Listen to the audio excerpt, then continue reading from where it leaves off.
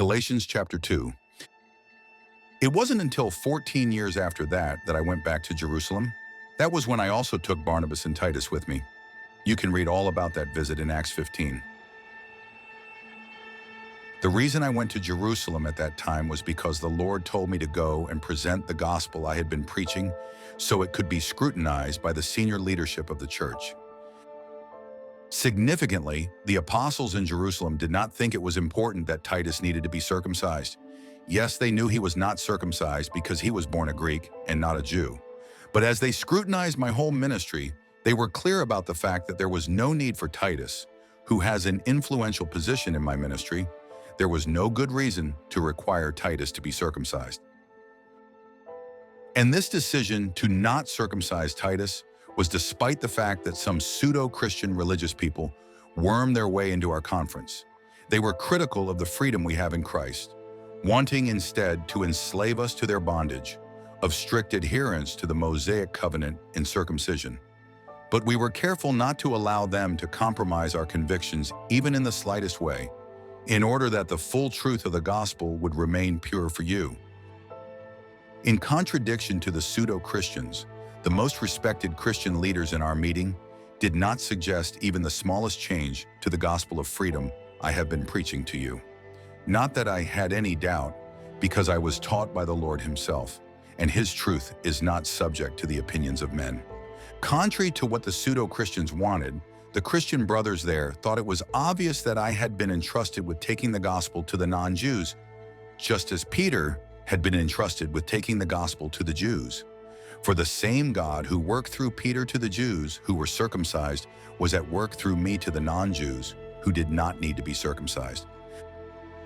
And having experienced the same unmerited favor God has given me, Peter, James, and John, who are reputed pillars of the church, publicly gave their full hearty approval to Barnabas and me.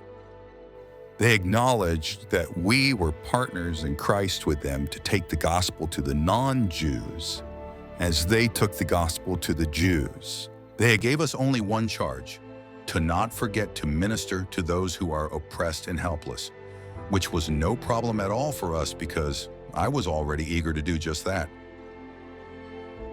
But when Peter came to visit us in the city of Antioch, I had to publicly rebuke him because he did something that was very wrong.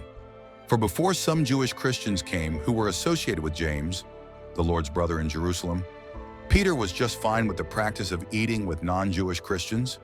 But when the Jewish Christians from James came, Peter shunned the idea of eating with non-Jewish Christians and would only eat with the Jewish Christians.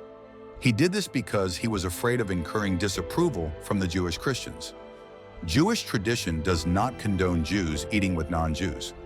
Moreover, Peter's hypocrisy was spreading to the other Jewish Christians, so that even Barnabas was infected with it. So when I saw all this behavior that was opposed to the truth of the gospel, I called Peter out in front of everyone saying, "If you usually live in the freedoms of a non-Jewish Christian and not the traditional restrictions of a Jew under the laws of Moses, despite the fact that you are a Jew, then why do you compel the non-Jewish Christians to observe the rules of traditional Judaism? We Jewish Christians know that we have no advantage over non-Jewish Christians just because we were born Jewish and circumcised. For we know no one is approved and accepted by God on the basis of the good works they have done, even when those good works are prescribed by the laws of Moses. We know that God's approval and acceptance comes only by trusting in Jesus Christ. It does not come by doing the things prescribed by the laws of Moses, even though those laws come from God himself. Because we know that living a life conformed to the laws of Moses, or any other good works, doesn't get anyone approval and acceptance from God. So what do we say about the fact that those of us who are in Christ still sin? Are we to conclude that the freedom we have in Christ encourages Christians to sin? Wow! If that's where your mind goes, then you are completely misunderstanding the ministry of Christ.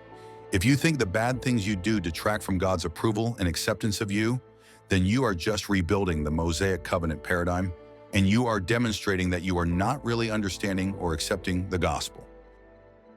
For by trying to live under the authority and practices of the laws of Moses, that law ended up killing me, but my death to the authority of that law had to happen so that I would now be free to live to God. I have been crucified together with Christ. Consequently, the old me no longer lives. The new me has Christ living in me. And the life that I now live, I live by continually trusting in this. The Son of God prefers my benefit over his own, and he has surrendered himself to the wrath of God in my place, so that my soul would no longer be subject to the wrath of God for the things I do. To see this any other way would be to nullify the grace of God. For if it were possible for me to gain God's approval by the good things I do, then Christ's death would be pointless.